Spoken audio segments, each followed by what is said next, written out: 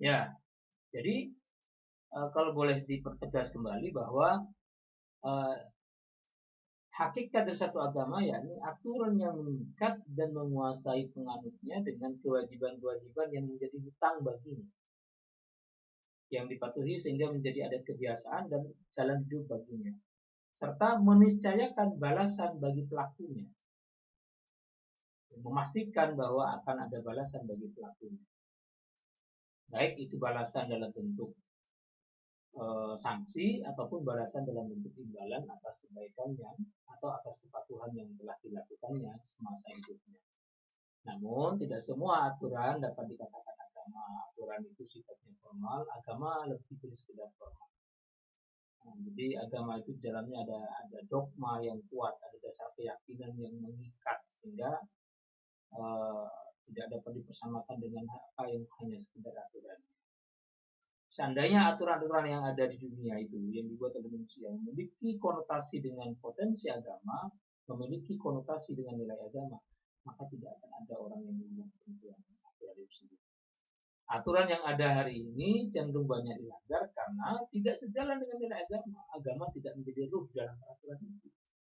Karena ketika nilai agama itu menjadi ruh dalam peraturan itu, maka kemudian peraturan itu menjadi bagian dari satu keyakinan penganut agama, maka orang-orang akan takut dengan aturan itu. Maka akan semakin minim orang yang melakukan penyimpangan atau pelanggaran. Kemudian terminologi agama, ya, yakni ajaran, ikatan, hukum, aturan, petunjuk yang diyakini berasal dari kekuatan gaib, kekuatan Tuhan yang lebih tinggi dari manusia. Ini mengindikasikan bahwa Tuhan tidak sama dengan manusia, ya. Tuhan tidak sama dengan manusia. Jadi terminologi agama itu yakni ikatan hukum, ya, ikatan hukum, aturan, petunjuk yang diyakini berasal dari kekuatan gaib yang lebih tinggi dari manusia. Jadi kalau sama dengan manusia, ya itu bukan disebut bukan disebut memiliki kekuatan gaib. Karena ikatan itu berasal dari kekuatan gaib yang lebih tinggi dari manusia, yang dipatuhi dan dijadikan pedoman, dalam menjalankan kehidupan sehari-hari oleh penganutnya. Dengan kita menganut satu agama, maka ketentuan itu otomatis kita patuhi, karena dalam ketentuan itu muncul satu dasar keyakinan bahwa ini berasal dari kekuatan besar, yang kekuatan besar itu tidak bisa kita atur dan tidak bisa kita tolak dan tidak bisa kita hindari, dan pada akhirnya kita tak bertekuk lutut di depannya, bersimpuh seraya bersujud menyembahnya. Nah, itu agama dalam konteks istilah, ya, konteks istilah.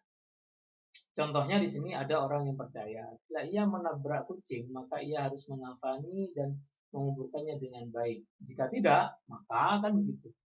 Ya, namanya saja kepercayaan yang dibangun dengan sangat kuat sehingga merasa ada sesuatu yang akan mendatangi dirinya secara gaib, ya, secara gaib, jika tidak melakukannya seperti yang diyakini itu.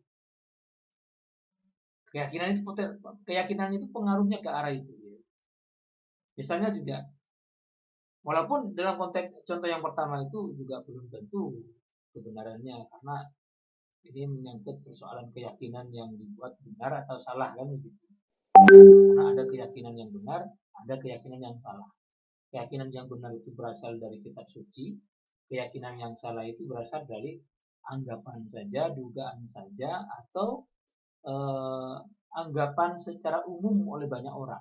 Sehingga ketika itu dilakukan oleh banyak orang, dianggap itu sebagai satu keyakinan, padahal belum tentu juga. Kemudian contoh yang kedua, seorang ibu yang hamil 7 bulan, ya, seorang ibu yang hamil 7 bulan harus melaksanakan upacara selamatan. Kalau tidak, ya, harus melaksanakan upacara selamatan. Jika tidak, Loh, pandangan seperti ini kalau sudah membentuk satu keyakinan, maka tidak boleh tidak orang akan was-was dengan apa yang sudah kadung menjadi keyakinan, apa yang sudah kadung menjadi keyakinan. Pertanyaannya, siapa yang mengharuskan dan dari mana aturan itu? Dari yang gaib?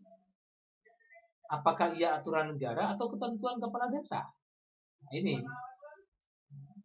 Tentu inilah yang penting untuk kita perkuat juga dasarnya, agar di dalam kita berkeyakinan tidak sekedar yakin membabi buta, padahal unsur keyakinan yang kuat yang berasal dari kitab suci tidak menyebutkannya.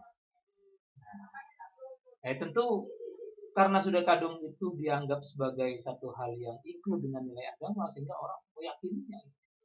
Nah, itulah pengaruh keyakinan yang dalam contoh ini dikaitkan dengan nilai-nilai agama. Walaupun kita harus cerdas, ini betul nggak dasar nas yang menguatkan tentang itu, dasar kitab suci yang menguatkan tentang itu. Makanya kita dalam berkeyakinan tidak boleh membeli kita, harus rasional, logis, kemudian ada dasar yang dapat dijadikan sebagai acuan. Itu dia.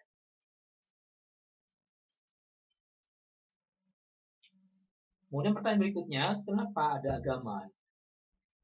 Di dalam gambar ini ada menu, ada ikon Tuhan, kemudian ada ikon agama, kemudian ada ikon manusia. Nah, maka agama ini menjadi menjadi perantara. Ya, agama ini menjadi perantara bagi manusia, ya, untuk mengantarkan sikap tunduk dan kepatuhan kepada Tuhan. Ya, jadi agama itu merupakan produk Tuhan, dan agama itu sendiri juga menjadi perantara bagi manusia untuk menunjukkan diri manusia kepada kepatuhannya kepada Tuhan. Di dalam agama itu ada ajaran, hukum, aturan, petunjuk, perintah, larangan, dan lain-lain. Tentu itu semua berasal dari kitab suci yang menjadi core value, ya, core value dari nilai agama itu sendiri. Jadi agama itu bersandar pada kitab suci, dan dari situlah kemudian akan mengantarkan manusia kepada kebenaran diri yang sesungguhnya menurut pandangan Tuhan. Ya, kira-kira bagaimana menurut pendapat mahasiswa-mahasiswi yang menyimak video Pak Zen hari ini? Silakan dikembangkan diskusi ini, terutama pertanyaan mengapa harus ada agama. Baik, itu saja sementara yang dapat Pak Zen sampaikan. Semoga bermanfaat dan menjadi tambahan pengetahuan dan penguatan nilai keagamaan kita dalam keragaman yang sedang kita hadapi hari ini. Itu saja yang dapat Pak Zen sampaikan. Semoga bermanfaat. Saya akhiri. Wassalamualaikum warahmatullahi wabarakatuh.